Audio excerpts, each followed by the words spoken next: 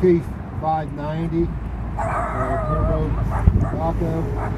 This is about a 1990 year-wise roughly. In the front four tires on the front, rear tire in the back, the back tires, not the better one. So you've got battery, the machine is relatively new. All the front cylinders are good. I've got new hoses on the dump cylinders on the front here on both sides, you can see. They can change. It's got a really nice bucket on it. It's got a reversible cutting edge. Pretty good on the sides on now.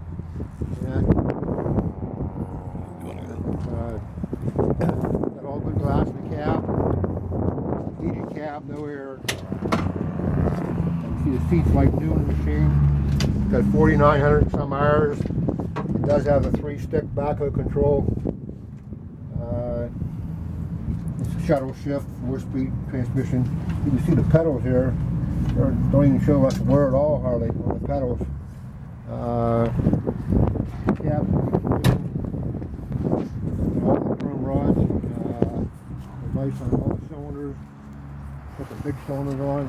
All the rods are good. It's got a 24-inch bucket. Keys in the bucket. The bucket's in real nice condition. Back half is good. See the bucket there is almost looks like new. Depending where it is, a quick disconnect bucket. It has a hook on the back side, a single pin.